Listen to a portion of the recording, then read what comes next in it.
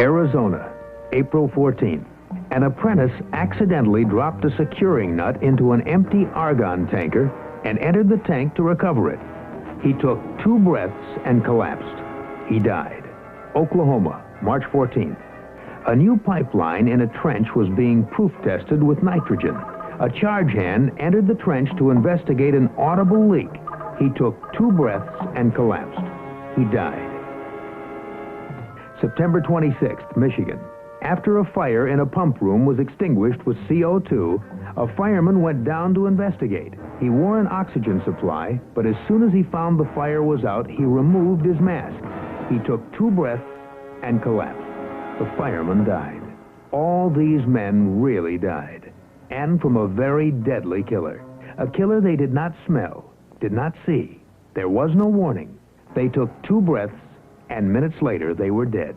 Not so much from something that was there, but from something that wasn't. Oxygen. Hey, what's this big deal about oxygen? It's all around me. What do you think I'm breathing right now, huh? That's true most of the time, but there are some places. Okay, I can't breathe underwater. And there isn't much oxygen at high altitudes either. All right, I get the picture. But I don't work underwater, and I don't work up there either. Maybe you don't, George, but even in your normal environment, there's only about 21% oxygen in the air you breathe. The rest is mostly nitrogen.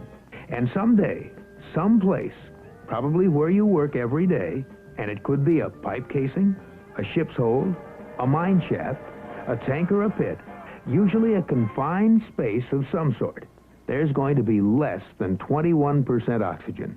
You mean in there? Well, but that looks just like the places I work in or around all the time. Sure it does. That's why it could be dangerous. But I don't smell anything. I don't see anything. I don't hear anything either. You won't. Well, so how do I know if there's oxygen in there? You don't. That's the whole point. If you walk into an oxygen-deficient atmosphere, you won't have a single warning, and it's too late to hold your breath. You'll take 2 breaths and you'll... collapse. No warning or nothing. That's right. Yeah, but you mean a few % less oxygen can actually make a difference? Usually it doesn't happen gradually. But if we lower the oxygen to only 19.5%, just that much less is the minimum required by law to sustain normal life. And as the percent of oxygen decreases, it rapidly gets dangerous. Dizziness, a more rapid heartbeat, a buzzing in your ears, maybe a headache. Muscular control becomes difficult. Permanent brain damage can occur. Then paralysis, unconsciousness, death in 5 to 8 minutes. Well, how come there wouldn't be any oxygen in there?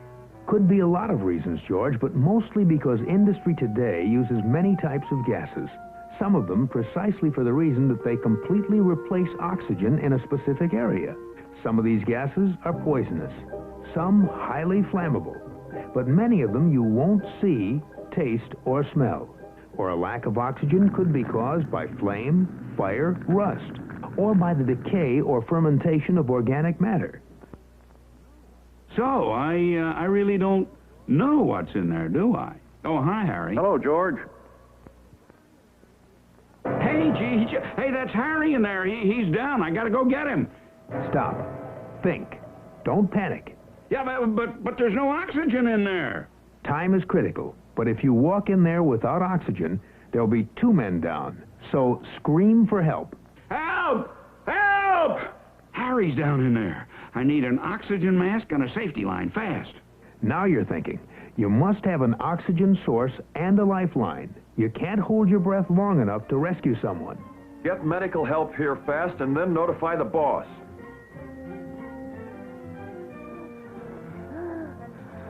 Hey, what happened? I don't remember a thing. No, you wouldn't, Harry. No oxygen in there. You know, we ought to have a program of some sort around here to prevent this kind of thing. Right. Prevention is the only cure. Be aware of the potentially dangerous oxygen-deficient areas on your job and plan ahead. Know what you're going to do and check each procedure carefully. Monitor and test the atmosphere of all areas before you enter. Use a self-contained breathing mask when working in dangerous areas and always have them available for an emergency. Use lifelines and harnesses. And use the buddy system so someone is there to help you if you do get into trouble. When an accident occurs, think. Don't panic. Call for help. You need 2 or more people to help with the rescue. And you must have an oxygen supply and a lifeline with someone on the other end. Don't become the second or third victim. But most of all, prevent accidents. Don't enter an area of any kind without knowing what's inside, because oxygen deficiency is waiting for you. And there won't be any warning at all. All you'll have to do is take 2 breaths to